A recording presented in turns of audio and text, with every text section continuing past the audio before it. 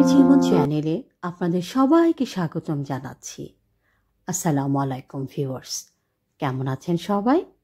আলহামদুলিল্লাহ, আমরা সবাই ভালো আছি। ভিউয়ার্স, 2024 সালে জানুয়ারিতে আমার বাসায় বাচ্চাদের গেট টুগেদার হয়েছিল আমার মেজ বাসুরের পুত্র ও আমার খালাতো ভাইয়ের বাচ্চাদের আগমনে। সমগ্র পরিবেশ আনন্দময় হয়ে ওঠে আমার পুত্রদের কাছে। তারা বেশ আনন্দের সাথে দিন পার করছিল। তখন আমার কাছে মনে হচ্ছিল যে আমাদের এই সন্তানগুলো হচ্ছে আমাদের পরিবার, অর্থাৎ প্রতিটি বংশের আগামীকালের ভবিষ্যৎ। হঠাৎ থমকে গেলাম আমি। কেন থমকে গেলাম সেই বিষয়টি অনুধাবন করতে শুরু করলাম। ব্যাস, শুরু হয়ে গেল আমার মনের মধ্যে জমে থাকা অজস্র প্রশ্নের উত্তর খোঁজার তাগাদা। ভিউয়ার্স, আজকে আমি যে বিষয়ে কথা বলবো সেটা একটু ভিন্ন ধরনের, অর্থাৎ পারিবারিক শিক্ষা। তাহলে ভিউয়ার্স, চলুন পারিবারিক শিক্ষা নিয়ে আমার মনের মধ্যে জমে থাকা কিছু প্রশ্ন ও তার উত্তর নিয়ে কিছুক্ষণ আলোচনা করি। আমার মনের মধ্যে আসা প্রথম প্রশ্ন, পারিবারিক শিক্ষা কি? ভিউয়ার্স, এই প্রশ্নের উত্তরটি খুবই জটিল, কারণ এর সাথে সংযুক্ত থাকে প্রতিটি পরিবারের সমগ্র মানুষের সম্মিলিত ব্যবহার। কেননা শিশুরা জন্মগ্রহণ করে নিজ পরিবারে এবং সেখান থেকে সব সদস্যদের কাছ থেকে হোক কিংবা শিশুরা নিজ চোখে দেখে হোক, ভালো ও মন্দ দুটো আচরণই শিখে থাকে। তখন একজন আদর্শবান মা বাচ্চাকে ওই ব্যবহারগুলোই শিশুর মাঝে স্থায়ী করে থাকেন যেগুলো তার নিজের মাঝে রয়েছে। যেমন উদাহরণস্বরূপ বলতে পারি, ছোট হোক কিংবা বড়, সবাইকে প্রথমে সালাম দিতে হবে, কারণ প্রথমে সালাম দিলে 90 নেকি পাওয়া যাবে। আরেকটা শিক্ষা হচ্ছে বাচ্চা বড়দের সামনে বসার ধরন কি হবে সেটা শিক্ষা দেওয়া। কেননা এই দুটো শিক্ষার সর্বপ্রথম প্রদর্শন ঘটে বিদ্যালয়ে, অর্থাৎ শ্রেণী শিক্ষকের কাছে। এই দুটো শিক্ষা কিন্তু সবার আগে পরিবার থেকেই শিখতে হয়। তা না হলে ওই শ্রেণী শিক্ষকই বলবেন পরিবার থেকে কিছু শিখনি। ভিউয়ার্স, বাচ্চাদের পারিবারিক শিক্ষা নিয়ে আমি আরও কিছু কথা বলবো রান্নার শেষে। তাহলে ভিউয়ার্স, চলুন বাচ্চাদের আনন্দের জন্য ছোট্ট একটি পিকনিকের রান্নার কাজ শুরু করি। ভিউয়ার্স, আজকে আমি ব্রয়লার মুরগি দিয়ে খুবই সহজ ও মজাদার একটি চিকেন বিরিয়ানি রান্না করে দেখাবো। ভিউয়ার্স, চিকেন বিরিয়ানি তৈরি করার পূর্বে আমি ব্রয়লার মুরগির মাংসগুলোকে সমস্ত মশলা দিয়ে আধা ঘন্টা ম্যারিনেট করে রাখবো। তাহলে ভিউয়ার্স, চলুন চিকেনে কি কি মশলা দিব তা একটু দেখে নেই। আমি এখানে 1.5 কেজি ব্রয়লার মুরগি নিয়েছি। এখন দিব 2 টেবিল চামচ সমপরিমাণ রসুন পেস্ট, আদা পেস্ট দেব 1.5 টেবিল চামচ। ভিউয়ার্স, এখন দেব জয়ফল জয়ত্রী পেস্ট। আমি এখানে ছোট আকারের একটি জয়ফলের অর্ধেক নিয়েছি আর জয়ত্রীর একটা ছোট ফুল নিয়েছি, এটা আমি পুরোটাই দিব। গরম মশলার গুঁড়ো দিব 1/2 চা চামচের একটু কম। ধনিয়ার গুঁড়ো দিব একটু উঁচু করে 1 টেবিল চামচ। জিরার গুঁড়ো দিব উঁচু করে 1 চা চামচ। তেল দিব 1 কাপ। ভিউয়ার্স, এখন চিকেনের সাথে সব মশলা একসাথে ভালো করে মিশিয়ে আমি আধা ঘন্টা রেখে দিব।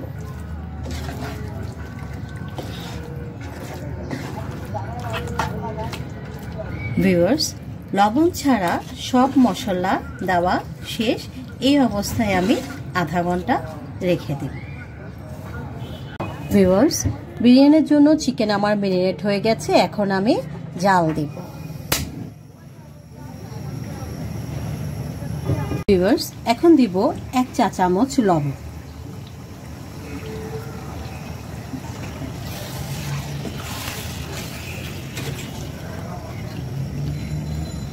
ভিউয়ার্স, চিকেন প্রায় হওয়ার পথে, এখন আমি দিয়ে দেব 1 মুঠ পরিমাণ কাজু বাদাম পেস্ট।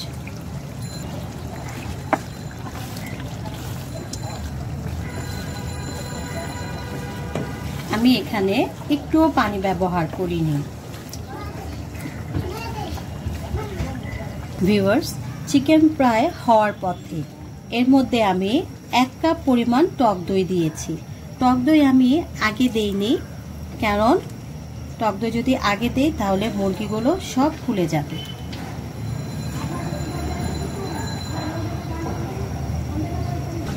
ভিউয়ার্স, বিরিয়ানির জন্য চিকেন রেডি হয়ে গেছে।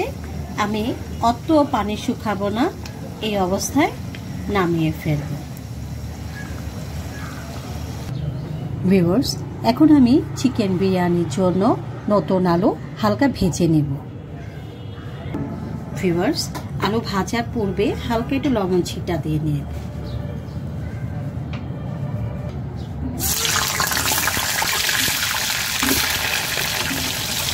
ভিউয়ার্স, এখন আমি চিকেন বিরিয়ানি রান্নার কাজ শুরু করব। আমি এখানে আলুর তেলটা আগে দিয়ে দিয়েছি। এখন দিব 1/2 কাপ সয়াবিন তেল।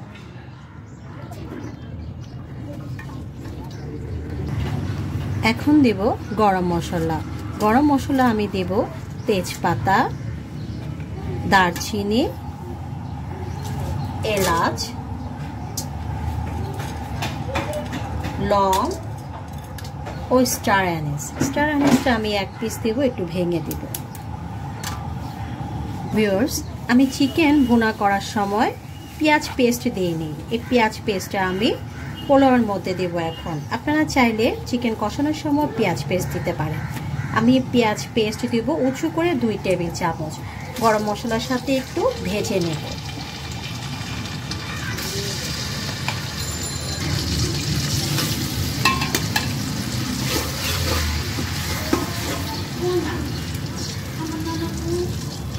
ভিউয়ার্স, পেঁয়াজ পেস্ট ও গরম মশলার তেলে ভাজা হয়ে গেছে। এখন আমি দিব 1 কেজি পরিমাণ পোলাওয়ের চাল। আমি মুরগির মাংস নিয়েছি 1.5 কেজি, এখানে চাল 1 কেজি দিলাম।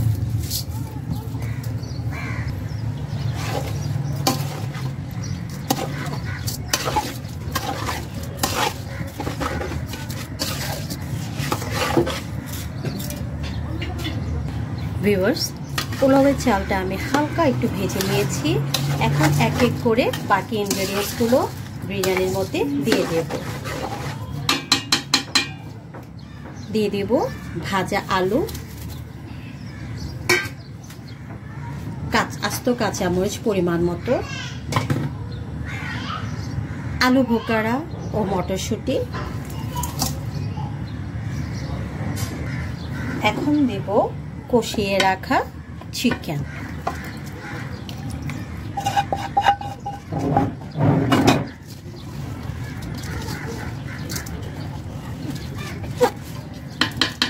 ভিউয়ার্স, এখন দিয়ে দেব পরিমাণ মতো গরম পানি।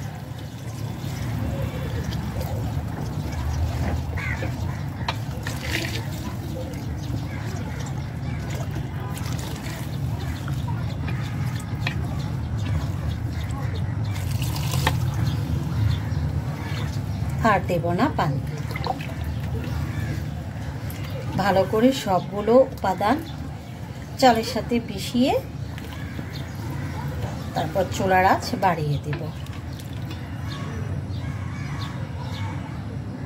এখন দেব আরো লবণ।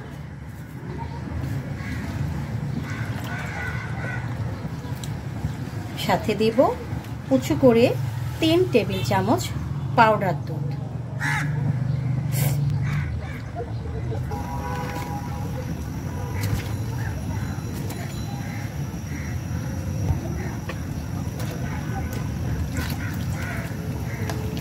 ভিউয়ার্স, এটা যেহেতু আমি বাচ্চাদের কথা চিন্তা করে বানাচ্ছি, তাই আমি কোনো প্রকার কেওড়া জল, গোলাপ জল, টেস্টিং সল্ট এগুলো কিছুই দেব না, একদম ন্যাচারাল লাগবে। ভিউয়ার্স, সব শেষে ঘি দেব উঁচু করে 1 টেবিল চামচ।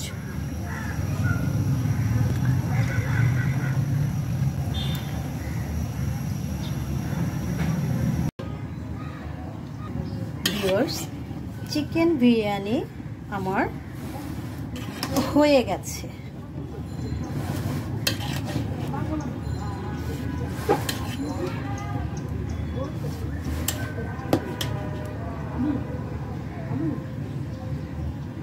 ভিউয়ার্স, তৈরি হয়ে গেছে বাচ্চাদের জন্য খুবই সিম্পল ও মজাদার চিকেন বিরিয়ানি।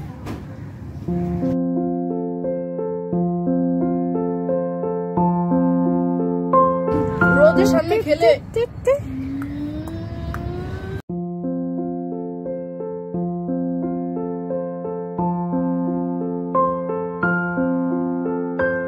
আলহামদুলিল্লাহ, ছোট্ট একটি পারিবারিক পিকনিকের আয়োজনের মাধ্যমে পরিবারের সকলে আনন্দে মেতে আছে।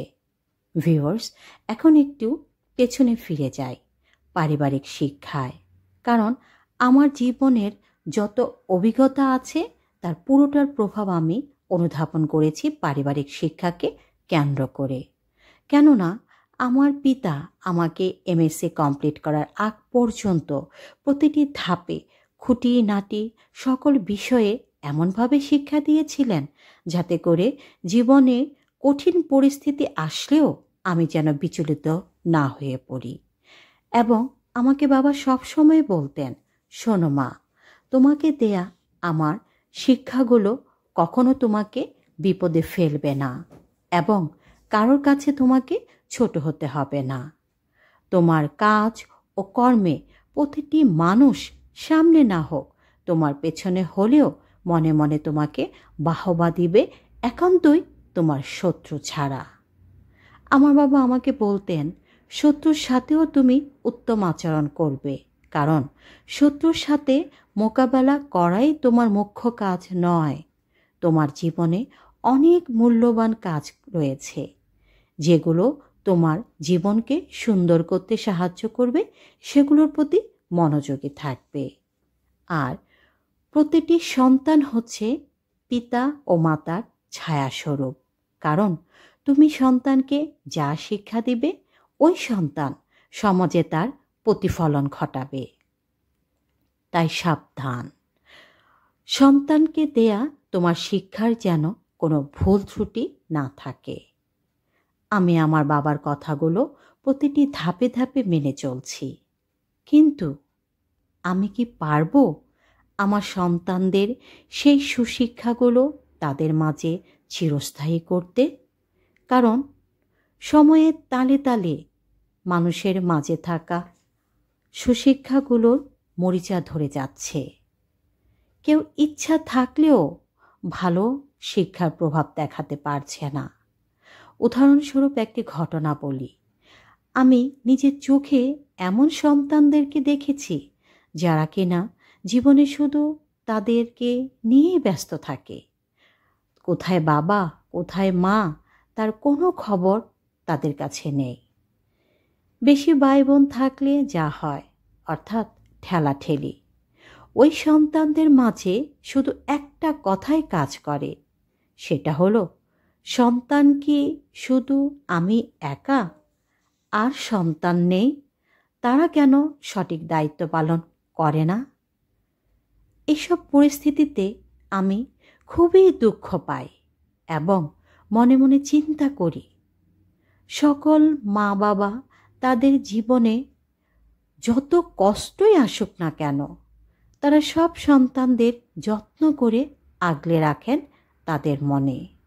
তারা একবার চিন্তা করেন না সব সন্তানকে কেন আমরা এত যত্ন ও আদর দিয়ে বড় করব। একজনকে আদর করি, ওই একজনই আমাকে ভবিষ্যতে দেখাশোনা করবে।